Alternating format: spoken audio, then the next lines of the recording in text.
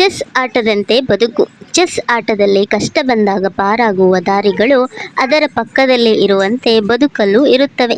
ಬುದ್ಧಿವಂತರು ಅದನ್ನು ಹುಡುಕಿ ಆಪತ್ತಿನಿಂದ ಪಾರಾಗುತ್ತಾರೆ. ತಿಳಿಯದವರು ಕಷ್ಟವನ್ನೇ ನೋಡುತ್ತಾ ಹೆದರಿ ಕಂಗಾಲಾಗಿ ಅದರೊಳಗೆ ಸಿಲುಕಿ ಒದ್ದಾಡುತ್ತಾರೆ. ಚೆಸ್ ಆಡುವಾಗ ಅದೇನು ತಿಳಿಸಿಕೊಡುತ್ತದೆ ಗಮನಿಸಿ. ಒಂಟೆ, ಆನೆ, ಕುದುರೆ, ಮಂತ್ರಿ ಎಲ್ಲದರೊಂದಿಗೆ ರಾಜನನ್ನು ಉಳಿಸಿಕೊಳ್ಳುವ ಆಟ ಅದು. ಅದೊಂದು ರೀತಿಯ ಯುದ್ಧತಂತ್ರ. ಪ್ರತಿತಂತ್ರ ಹೂಡಬೇಕು, ಬಿಕ್ಕಟ್ಟು ಬಂದಾಗ ಪಾರಾಗಬೇಕು. ನಮ್ಮ ದಾಳವನ್ನು ಮಟ್ಟ ಹಾಕಲು ಬಂದಾಗ ಅದನ್ನುಳಿಸಿಕೊಂಡು ಬಿಕ್ಕಟ್ಟು ಸೃಷ್ಟಿಸಬೇಕು. ಸರಿಯಾಗಿ ಆಡುವ ಕಲೆ ತಿಳಿದಿದ್ದರೆ ಎಂತಹ ವಿಷಮ ಪರಿಸ್ಥಿತಿಯಲ್ಲೂ ಅದರ ಪಕ್ಕದಲ್ಲೇ ಇರುವ ಪರಿಹಾರದ ದಾರಿಯನ್ನು ಕಂಡುಕೊಳ್ಳಬಹುದು. ಅಷ್ಟೇ ಅಲ್ಲ, ಮಾನಸಿಕವಾಗಿ ಗಟ್ಟಿಯಾಗಲು ಕೂಡ ಚೆಸ್ ಆಟವು ತುಂಬ ನೆರವಾಗುತ್ತದೆ. ಚೆಸ್ ಆಟ ಕಲಿಸಿ ಮಕ್ಕಳಿಗೂ ಅದನ್ನೇ ಹೇಳಬೇಕು. ಮಕ್ಕಳೇ, ಚೆಸ್ ಆಟದಲ್ಲಿ ಇರುವಂತೆ ಬದುಕಲ್ಲಿ ಕಷ್ಟಗಳು ಬಂದಾಗಲೂ ಅದರ ಪಕ್ಕದಲ್ಲೇ ಪರಿಹಾರ ದಾರಿಯೂ ಇರುತ್ತದೆ. ಬುದ್ಧಿವಂತರು ಅದನ್ನು ಹುಡುಕಿ ಆಪತ್ತಿನಿಂದ ಪಾರಾಗುತ್ತಾರೆ. ತಿಳಿಯದವರು ಕಷ್ಟವನ್ನೇ ನೋಡುತ್ತಾ ಹೆದರಿ ಕಂಗಾಲಾಗಿ ಸಿಲುಕಿ ಒದ್ದಾಡುತ್ತಾರೆ.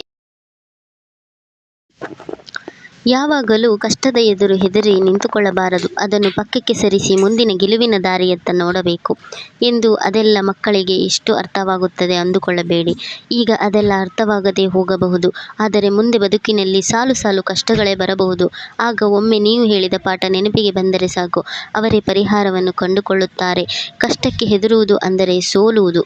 ಅದರ ನಿವಾರಣೆಗೆ ದಾರಿ ಹುಡುಕುವುದು ಎಂದರೆ ಗೆಲುವಿನತ್ತ ಸಾಗುವುದು. ಯಾವುದೇ ಕಷ್ಟವನ್ನು ಎದುರಿಸದ ಮತ್ತು ಕಷ್ಟಗಳನ್ನು ಎದುರಿಸುತ್ತಾ ಬಂದ ಇಬ್ಬರು ಹುಡುಗರು ಅವರೇ ಮಾಡುವಂತಹ ಒಂದೊಂದು ಕೆಲಸವನ್ನು ವಹಿಸಿ ನೋಡಿ. ಚಿಕ್ಕ ವಯಸ್ಸಿನಿಂದ ಕಷ್ಟಗಳನ್ನೇ ಕಂಡ ಹುಡುಗ ಎಂತಹ ಅಡೆತಡೆಗಳನ್ನು ಮೀರುತ್ತಾ ತನ್ನ ಕೆಲಸ ಸಾಧಿಸಿಕೊಂಡು ಬರುತ್ತಾನೆ.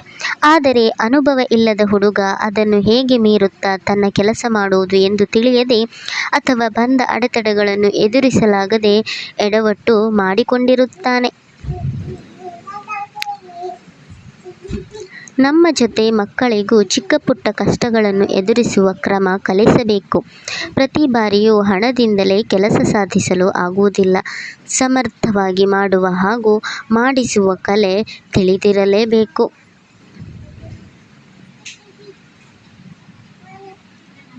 ಸಣ್ಣವರಿರುವಾಗಲೇ ಸೈಕಲ್ ಸವಾರಿ, ದೊಡ್ಡವರಾಗುತ್ತಿದ್ದಂತೆ ಬೈಕು, ಕಾರು ಓಡಿಸಲು, ಈಜಲು, ಆಟದಲ್ಲಿ ಎದುರಾಳಿಯನ್ನು ಶಕ್ತಿ ಮೀರಿ ಸೋಲಿಸಲು, ಕಷ್ಟದ ಕೆಲಸಗಳನ್ನು ಮಾಡಲು ಕಲಿತಿರಬೇಕು. ಸೈಕಲ್ ಕಲಿಯುವಾಗ ಅಕಸ್ಮಾತ್ ಬಿದ್ದರೆ ಎಂಬ ಹೆದರಿಕೆಯಿಂದ ಅದನ್ನು ಕಲಿಯುವ ಅವಕಾಶ ತಪ್ಪಿಸಬಾರದು. ಬೇಕಾದರೆ ಜೊತೆಗೆ ನಿಂತು ಎಚ್ಚರಿಕೆ ವಹಿಸಿ ಕಲಿಸಬೇಕು. ಸೈಕಲ್ ಕಲಿಯುವಾಗ ಬಿದ್ದ ನೆನಪು, ಆದ ಗಾಯ, ಮಾಸಿದ ನೆನಪುಗಳು, ಗಾಯದ ಕಲೆ ಸದಾ ಜೊತೆಯಾಗಿಯೇ ಇರುತ್ತದೆ. ಕಲಿತ ಸೈಕಲ್ ಬ್ಯಾಲೆನ್ಸ್ ಎಂದು ಮರೆಯುವುದಿಲ್ಲ. ನನ್ನಿಂದಾಗದು, ಪೆಟ್ಟಾಗುತ್ತದೆ, ದೊಡ್ಡವನಾದ ಮೇಲೆ ಕಲಿತರಾಯಿತು ಎಂದೆಲ್ಲ ಹೇಳಿ ಕಲಿಯುವ ಪ್ರಾಯದಲ್ಲಿ ಕಲಿಯದೆ ತಡೆ ಮಾಡಬಾರದು. ಮಕ್ಕಳನ್ನು ಸಾಹಸಕ್ಕೆ ತಯಾರು ಮಾಡಬೇಕು. ಆಗಲೇ ಗಟ್ಟಿತನ ಬರುವುದು. ಕಷ್ಟಗಳು ಬರುತ್ತವೆ ಹೋಗುತ್ತವೆ ಎನ್ನುವಂತೆ ಆಗುತ್ತದೆ. ಕಷ್ಟ ಶಾಶ್ವತವಲ್ಲ. ಪರಿಹರಿಸಲಾಗದ ಕಷ್ಟ ಎನ್ನುವುದು ಇರುವುದೇ ಇಲ್ಲ. ಅವುಗಳನ್ನು ಬಗೆಹರಿಸಿಕೊಳ್ಳುವ ರೀತಿ ತಿಳಿದಿರಬೇಕಷ್ಟೆ. ಪ್ರತಿಯೊಂದು ಬೀಗಕ್ಕೂ ಒಂದು ಕೀಲಿಕೈ ಇದ್ದೇ ಇರುತ್ತದೆ.